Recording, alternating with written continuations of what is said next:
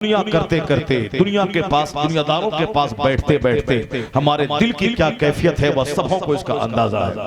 हुजूर ने फरमाया था कि ए आयशा, मालदारों के पास मत बैठा करना, मालदारों के पास बैठने से दिल सख्त हो जाता है। यानी दौलतमंदों के पास बैठने से दौलत कमाने की हवस पैदा हो जाती है और ये बंदा दौलत नहीं कमा पाया तो एहसास कमतरी का शिकार हो जाता है और कुछ दिनों के बाद ये सुसाइड कर लेता है, जहर खा लेता है। और आज की तारीख में जहर खाने की कैफियत बहुत तेजी से बढ़ रही है। सुसाइड करने की, पंखे से लटक जाने की। एक गरीब आदमी आपके गांव का अगर वह पंखे से लटक जाए तो लोग कहेंगे गुर्बत से तंग आकर ये ऐसा कदम उठा लिया। पैसा कम था, आमदनी कम थी, सर ढकता था, पांव खुल जाता था, पांव ढकता था, सर खुल जाता था। सब्र किया, सब्र का पैमाना छलक पड़ा, इसलिए आखिर में मरने के अलावा कोई चारा नहीं रहा। इसलिए इस गरीब ने बेहतरी इसी में समझा कि मैं सुसाइड करके दुनिया से चला जाऊं। तो गुर्बत की वजह से इन्होंने ऐसा कदम उठाया।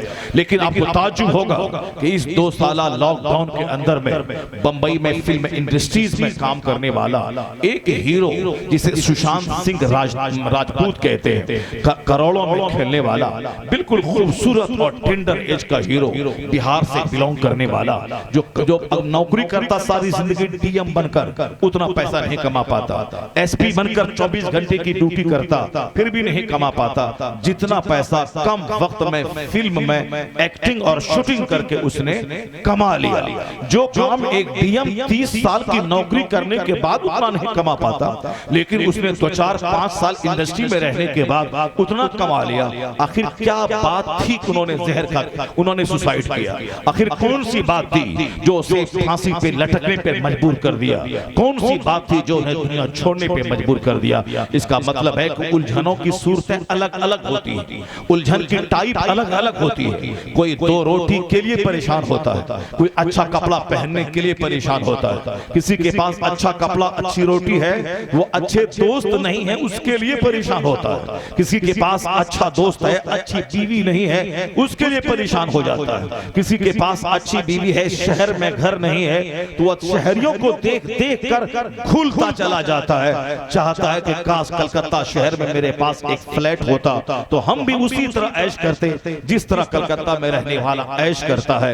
या दूर से वो शहर बड़ा अच्छा लगता है, वह भूल जाता है कि उस कलकत्ता शहर में देहात से ज्यादा खुदकुशी के वारदात हो रहे हैं, देहात से ज्यादा लोग जहर खा के मर रहे हैं, देहात से ज्यादा वहां के लोग डिप्रेशन के मरीज हो रहे हैं, यहां से ज्यादा वहां के लोग एहसास कमतरी के शिकार हो रहे हैं। मैं एक छोटी सी लगती हुई बात कह रहा हूं, आज की तारीख में उलझने बढ़ रही है, आज की तारीख में सुसाइड के वारदात बढ़ रहे हैं, उसके पीछे 2 चीजें काम कर रही है। एक चीज तो सबसे बड़ा फैक्टर जो है वह फैक्टर है कि बंदा सिर्फ दुनिया को सबसे बड़ी चीज समझता है, यानी इसी दुनिया में ऐश करना है, इसी दुनिया में दूसरों का मुकाबला करना है। उस बंदे की नजर मरने के बाद की जो दुनिया आखिरत है उस पर नजर नहीं रहती है। वो सोचता इसी दुनिया में ऐश कर ले, मौज मस्ती कर, मर जा, मरने के बाद कोई दूसरी दुनिया नहीं है। तो अब वो चाहता है कि इस दुनिया में ऐश करने के लिए कार चाहिए, यहाँ ऐश करने के लिए अच्छा शानदार घर चाहिए, यहाँ ऐश करने के लिए खूबसूरत बीवी चाहिए,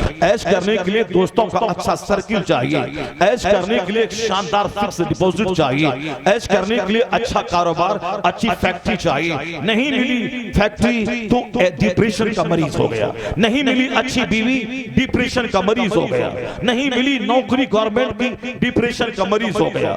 अच्छा मकान का फाउंडेशन डाला लेकिन कुर्सी तक ले गया, आगे का पैसा खत्म हो गया, अब वो जहर खाने की तैयारी कर रहा है। यहां तक कि दीवार मुकम्मल हुई, छत का पैसा नहीं है, वो जहर खाने की तैयारी कर रहा है। मकान बना लिया, अब दूसरे के मकान में वो गया, वहां इंटीरियर डेकोरेशन देखा, वहां साहब आउटर डेकोरेशन को देखा, वो देख के दंग रह गया।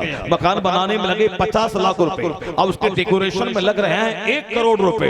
अब पैसे उनके पास 50 लाख हैं, अब ये कहां से लाए? अपने आप को उनसे गरीब समझने लगता है, एहसास से कमतरी का शिकार हो जाता है। यानी उसकी सारी तवज्जो दुनिया सजाने पे रहती है, उनकी सारी स्ट्रगल, सारी जद्दोजहद सिर्फ दुनिया पे रहती है, क्योंकि उसके दिल में आखिरत की बात नहीं है कि मरने के बाद की जो दुनिया है वहां का एक दिन दुनियावी गिनती के हिसाब से 50,000 साल के बराबर एक दिन वहां का होगा। उसके मुकाबले में दुनिया का 100 साल 1 सेकंड है, ये तस्वुर उसके पास नहीं रहता। मरने के बाद जहन्नम की आग जो खरबों साल तक काफिरों को जलाएगी, बेगिनती साल। दुनिया में जीना है 50, 60, 70, 80, 90, 100 साल। यह 100 साल में 3 फेज होते हैं। एक फेज बचपन का होता है, यानी 15 से 20 साल तक बच्चा बाप के सर पे खाता है, पढ़ता लिखता रहता है। अब 20 के बाद जब मैच्योर होता है, उसे पढ़ाई के बाद मुलाजमत के बाद कमाई, और फिर बाल बच्चों की पढ़ाई लिखाई, शादी ब्याह, ये सारी फिक्रें रहती है। और दौड़ भाग करके नौकरी लिया, कमाया खाया। 50 साल के बाद आंख कमजोर, बदन कमजोर, हेल्थ कमजोर, हड्डी कमजोर, सोच कमजोर, सेहत कमजोर, यानी अब 1 दर्जन बीमारियां उसके पास आती। अब वह बुढ़ापे की पीरियड में कदम रख देता है। बचपन खेल में गुजर गया, जवानी भाग दौड़, दींगा मस्ती, यहाँ वहां सफर करने कमाने में गुजर गई, जवानी गुजर गई। अब बुढ़ापा 1 दर्जन बीमारी में जूझ रहा है। पांव को ठीक करके आए तो आंख लेके चले गए, आंख को ठीक करके आए तो पेट की बीमारी के दाना नहीं पचता, उसको लेके चले गए। अब गैस की बीमारी ठीक करके आए तो कान में सनसनाहट की आवाज आ रही है, जो उम्र बढ़ने के साथ साथ तेज होती है, उस मर्ज को लेके चले गए। यहाँ तक के दांत का दर्द आदमी को मुर्दा बना देता है, कभी कभी उस मर्ज को लेके चले गए। ये 100 साल की जिंदगी 1 मिनट है अल्लाह के नजदीक। उसी 1 मिनट में दर्द भी है, बीमारियों का हमला भी है, उसमें जवानी की भाग दौड़ भी है, उसमें बचपन की आवारगी भी है। 80-90 साल हो गए, मलकुल मौत आया, चलो अब दुनिया खाली करो, तुम्हें एक लंबी मोहलत तुमको मिल गई, अब चलो दुनिया छोड़ दो। वह बोलता है कि अब तो बहुत कम दिन में रहा हो। कहा तुम 90 साल रह गए, अब बोलता है बहुत कम दिन में रहा हो, चलो अब हिसाब का दौर शुरू होने वाला है कि तुमने जवानी कैसे गुजारी, तुमने माल कहां से कमाया, तुमने अपना वक्त कहां सर्फ किया, तुमने माल कहां से कमाया और कहां खर्च किया।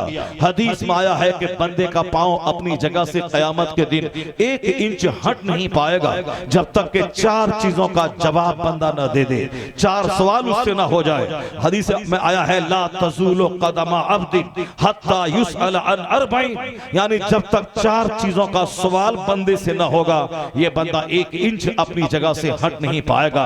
ये वो हक है, जिस तरह अभी रात है उसी तरह से कयामत कायम होगी, ये सच है। जिस तरह सूरज निकलता है रोजाना, इससे ज्यादा फैक्ट है कि मरने के बाद आखिरत है, वहां पाई पाई का हिसाब होगा।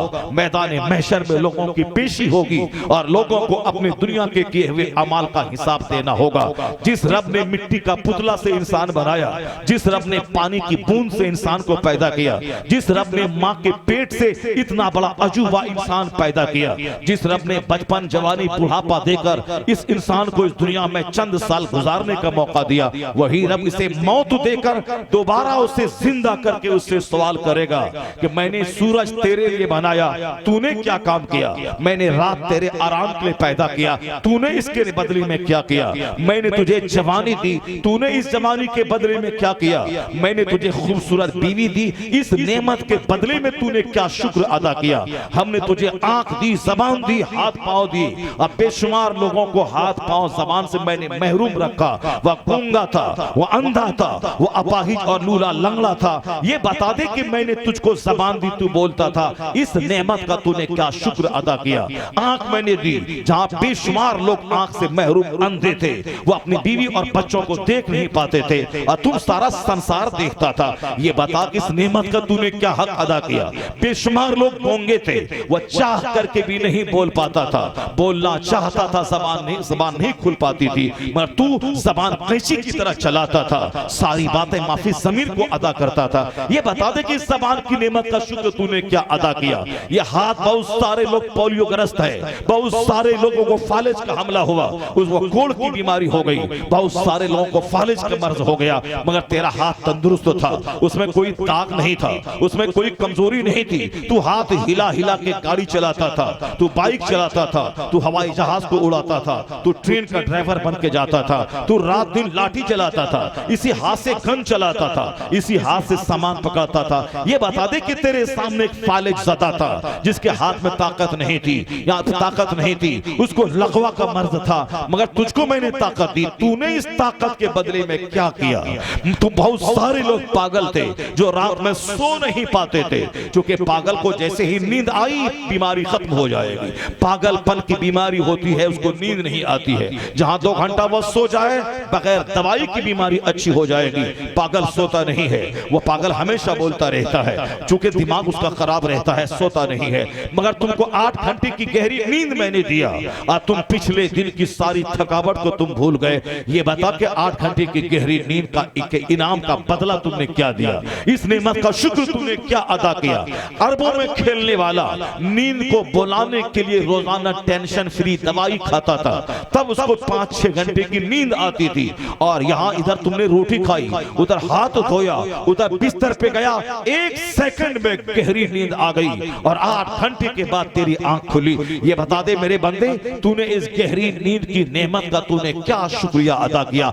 एक एक नेमतों का सवाल होगा।